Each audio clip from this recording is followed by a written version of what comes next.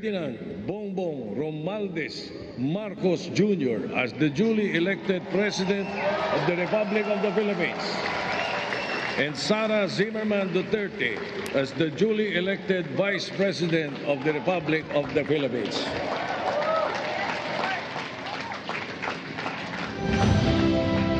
To administer the oath of office to President-elect Ferdinand Romualdez Marcos Jr., Chief Justice Alexander G. Gesmundo.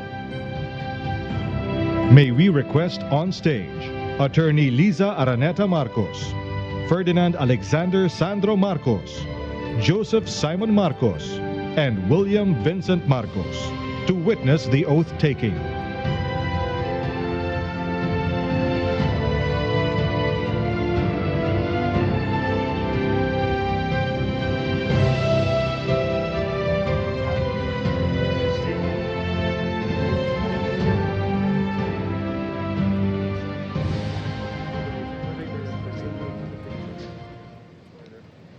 Mangyaring taas ang kanang kamay at wikain ang mga sumusunod. Ako, si Ferdinand Romualdez Marcos Jr. Si Ferdinand Romualdez Marcos Jr. ay mataimtim na nanunumpa. Natutuparin ko ng buong katapatan at sigasig. Natutuparin ko na buong katapatan at sigasig Ang aking mga tungkulin bilang Pangulo ng Pilipinas. Pangangalagaan at ipagtatanggol ang kanyang konstitusyon. Ipatutupad ang mga batas nito. Magiging makatarungan sa bawat tao. At itatalaga ang aking sarili sa paglilingkod sa bansa. Kasihanawa ako ng Diyos. Congratulations, Mr. Maraming President. salamat.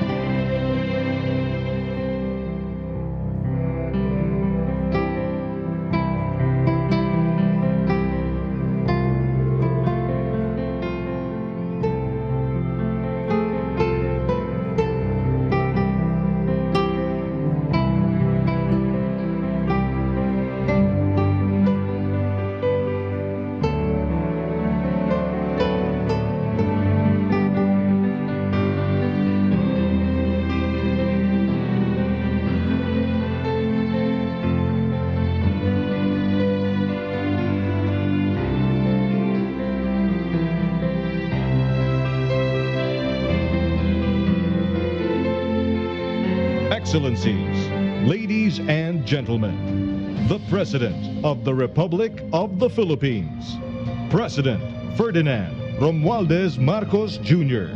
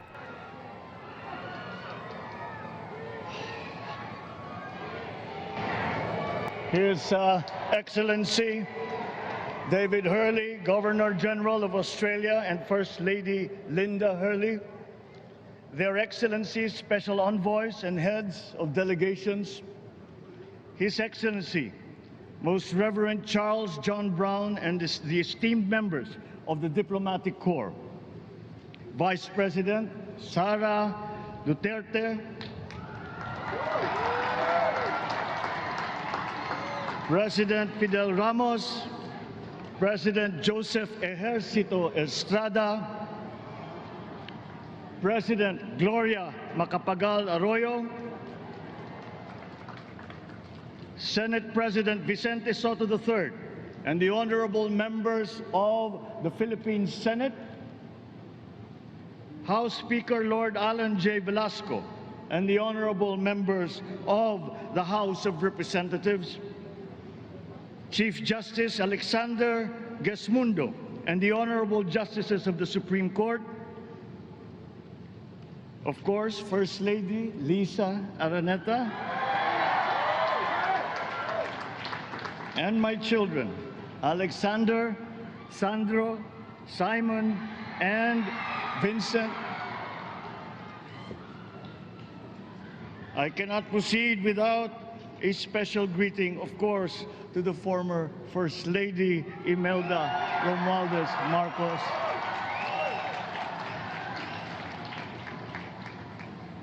Other distinguished guests, ladies and gentlemen, my friends, ang aking minamahal na mga kababayan, magandang tanghali po sa inyong lahat. This is a historic moment for us all. I feel it deep within me. You, the people, have spoken, and it is resounding. When my call for unity started to resonate with you, it did so because it echoed your yearnings, mirrored your sentiments, and expressed your hopes for family, for country, and for a better future. That is why it reverberated and amplified as it did, to deliver the biggest electoral mandate in the history of Philippine democracy.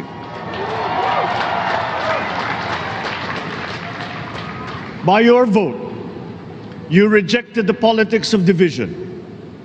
I offended none of my rivals in this campaign. I listened instead to what they were saying. And I saw little incompatibility with my own ideas about jobs, fair wages, personal safety, and national strength, and ending want in a land of plenty. I believe that if we but focus on the work at hand and the work that will come to hand, we will go very far under my watch. You believe that too. At pinakinggan ko ang tinig ninyo na ang sinisigaw ay pagkakaisa, pagkakaisa, pagkakaisa. We will go farther together than against each other, pushing forward, not pulling each other back, out of fear, out of a misplaced sense of weakness. But we are the furthest from weak. The Filipino diaspora flourishes even in the most inhospitable climes, where they are valued for their quality. The changes we seek will benefit all and will shortchange no one. I was not the instrument of change. You were that. You made it happen. I am now. You picked me to be your servant, to enable changes to benefit all. I fully understand the gravity of the responsibility that you've put on my shoulders. I do not take it lightly, but I am ready for the task. I will need your help. I want to rely on it, but rest assured I do not predicate success on the wide cooperation that's needed. I will get it done. I once knew a man who saw what little had been achieved since independence. in a land of people with the greatest potential for achievement. And yet, they were poor. But he got it done, sometimes with the needed support, sometimes without. So will it be with his son. You will get no excuses from me.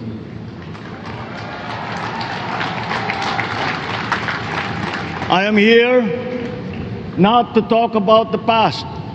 I am here to tell you about our future. A future of sufficiency, even plenty, of readily available ways and means to get done what needs doing, by you, by me. We do not look back, but ahead, up the road that we must take to a place better than the one we lost in the pandemic. Gains made and lost, opportunities missed, well-laid plans superseded by the pandemic. Indeed, ours was the fastest growing economy in ASEAN by ways now outdated. We shall be again by a radical change in the way the world must now work to recover what we have lost in that fire and move on from there. We face prospects of the spread of the war abroad, of which we are totally blameless. We seek friendship with all.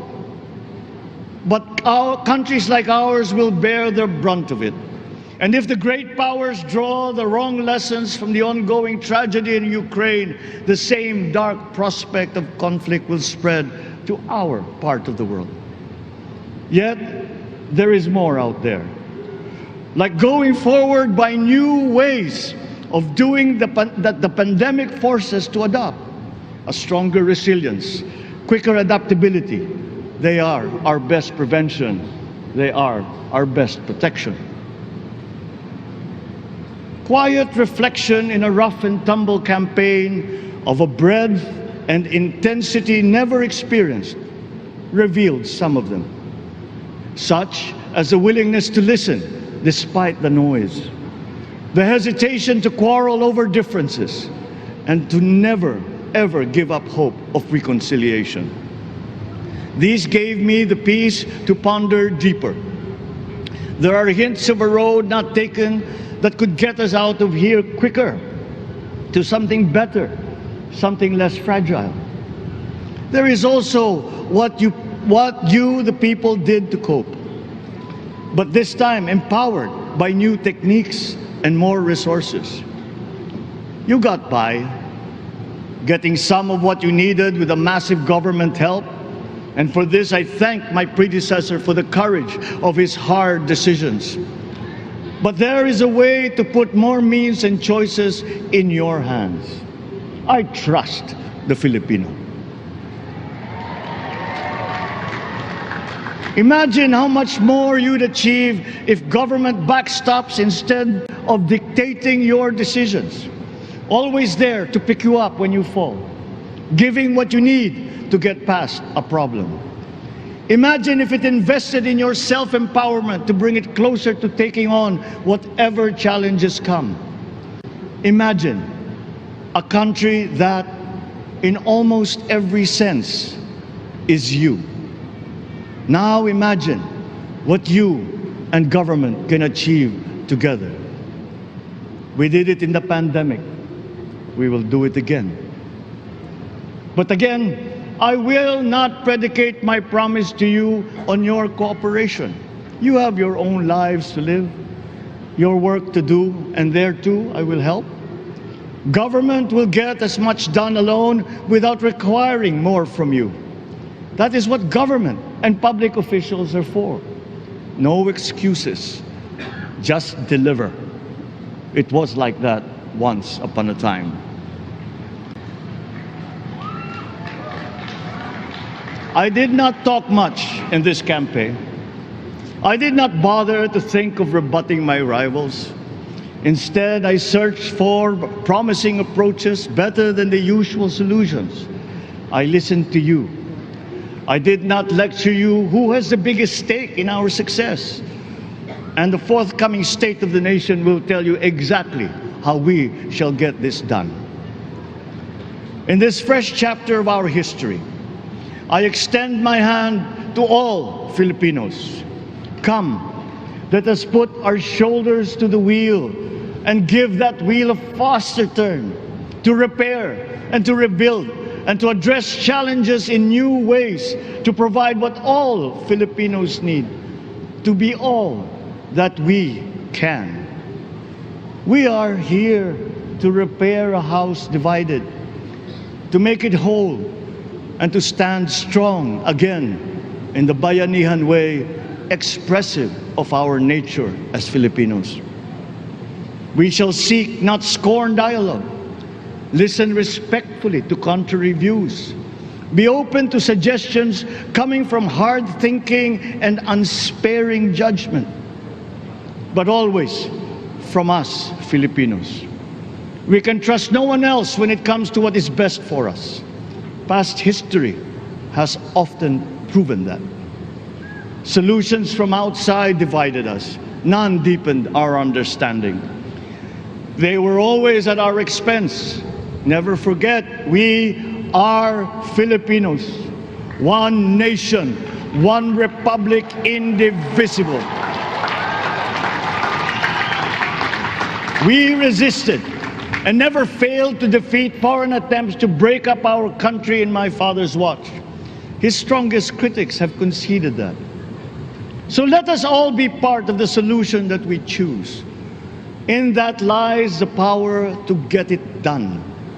Always be open to differing views, but ever united in our chosen goal. Never hesitating to change it, should it prove wanting. That is how agile, resilient republics are made. Our future we decide today. Yesterday cannot make that decision anymore, nor can tomorrow delay it. The sooner we start, the surer and quicker the prospect of achieving our future. These are troubling times. What's happening to others can happen to us, but it will not. We see what's happening. We are witness to how it is being stopped, and we have seen the glory that crowns struggle against all odds. Giving up is not an option. We've been through times of bitter division, but united, we came through to this when it shall begin again, but better. The campaigns I've run have taken me here where I stand today. I listened to you, and this is what I have heard. We all want peace in our land. You and your children want a good chance at a better life in a safer, more prosperous country. All that is within reach of a hard-working, warm, and giving race. Your dreams are mine. Pangarap nyo ay pangarap ko. How can we make them come true? How can we do it together? But I will take it as far as anyone with the same faith and commitment can, as if it depended entirely on himself. Sa pangarap na maging mapayapa ang ating bansa, ang pangarap nyo ay pangarap ko. Sa pangarap na maging maunlad ang ating bansa, ang pangarap nyo ay pangarap ko.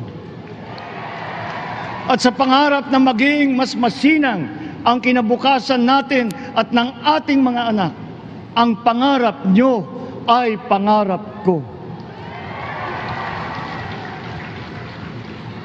We are presently drawing up a comprehensive, all-inclusive plan for economic transformation. We will build back better by doing things in the light of the experiences that we have had, both good and bad. It doesn't matter. No looking back in anger or nostalgia. In the road ahead, the immediate months will be rough, but I will walk that road with you. The pandemic ravaged bigger economies than ours. The virus is not the only thing to blame. What had been well built was torn down. we will build it back better. The role of agriculture cries for the urgent attention that its neglect and misdirection now demands. Food self-sufficiency has been the key promise of every administration. None but one delivered. There were inherent defects in the old ways and in recent ways too. The trade policy of competitive advantage made the case that when it comes to food sufficiency, a country should not produce but import what other countries make more of and sell cheapest. Then came Ukraine. The most vulnerable when it comes to food are the countries furthest away from the conflict, those bearing no blame for provoking it. Yet they face the biggest risk of starvation. If financial aid is poured into them, though it never is, there is nothing to buy. Food is not just a trade commodity. Without it, people weaken and die. Societies come apart. It is more than a livelihood. It is an existential imperative and a moral one. An agriculture damaged and diminished by unfair competition will have a harder time or will have no prospects at all of recovering. Food sufficiency must get the preferential treatment the richest free trade countries always gave their agricultural sectors. Their policy boils down to don't do as we do. Do what we tell you to. I am giving that policy the most serious thought if it doesn't change or make more allowances for emergencies with long-term effects. There is a parallel problem in our energy supply. Sufficient fossil fuel-free technology for whole economies has yet to be invented. And it is not seriously tried by rich countries. Again, consider the response of the richest countries to the war in Ukraine.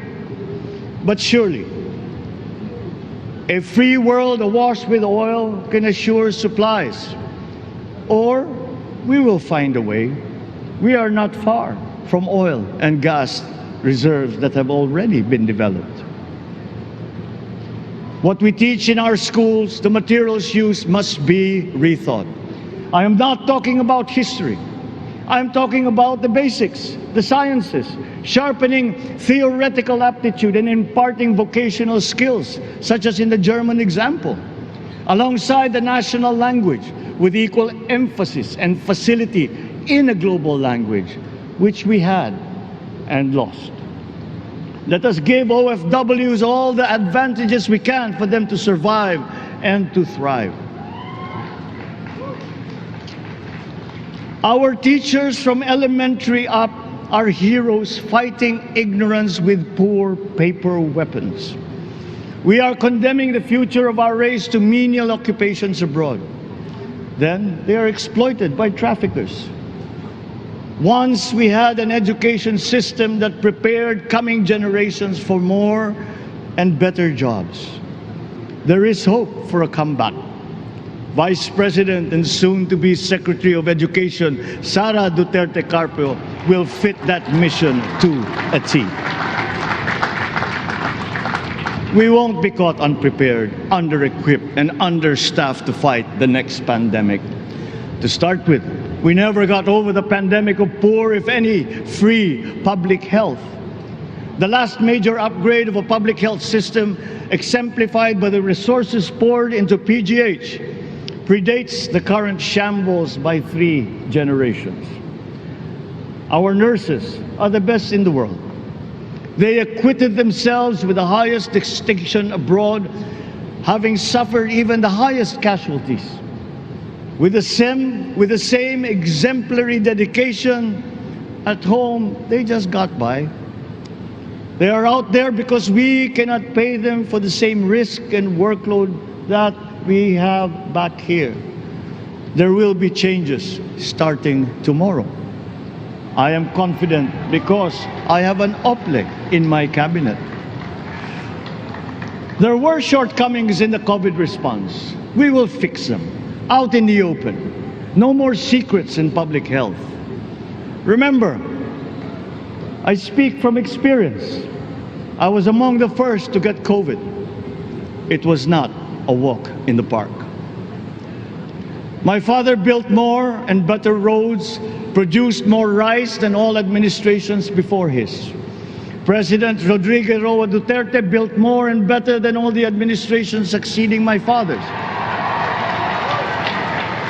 Much has been built, and so well, that the economic dogma of dispersing industry to develop the least likely places has been upturned.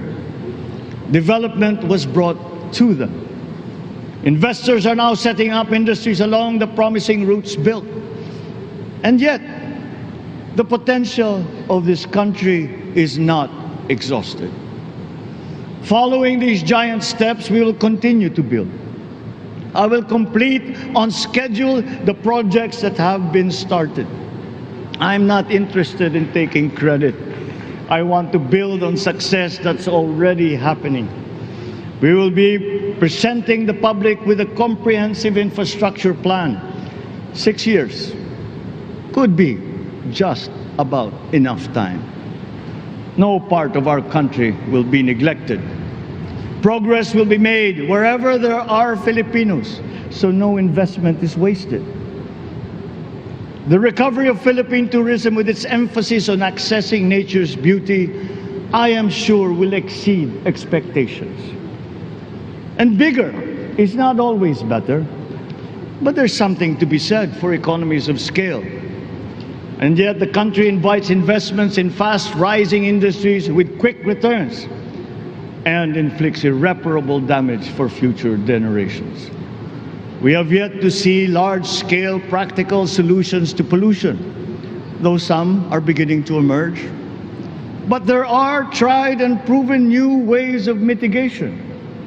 Blades have been turning over the sand dunes of Ilocos Norte, harnessing a power all around but unseen long before this day.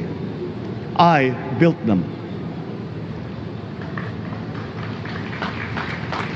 The rich world talks a great deal but does a lot less about it than those with much less, but who suffer more death and destruction from climate change and lack of adaptation. We will look to our partners and friends to help the Philippines, who, despite having a very small carbon footprint, is at the highest risk.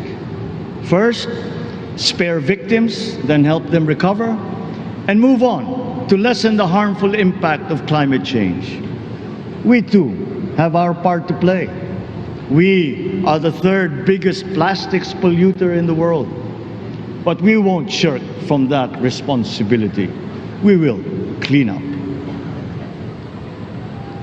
You will not be disappointed, so do not be afraid.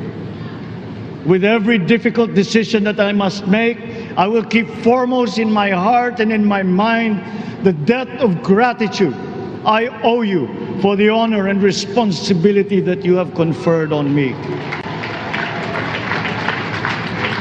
Whatever is in a person to make changes for the better of others, I lay before you now in my commitment. I will try to spare you. You have your other responsibilities to carry. But I will not spare myself from shedding the last bead of sweat or giving the last ounce of courage and sacrifice. And if you ask me why I am so confident of the future, I will answer you simply that I have 110 million reasons to start with. Such is my faith in the Filipino.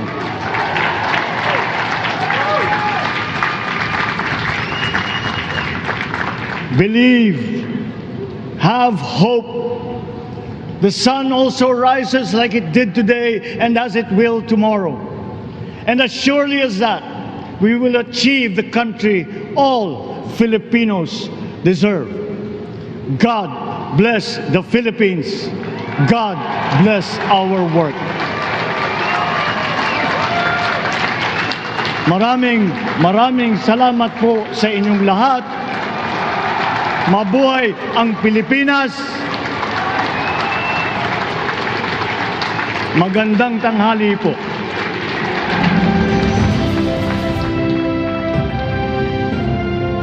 Ladies and gentlemen, the President of the Republic of the Philippines, President Ferdinand Romualdez Marcos.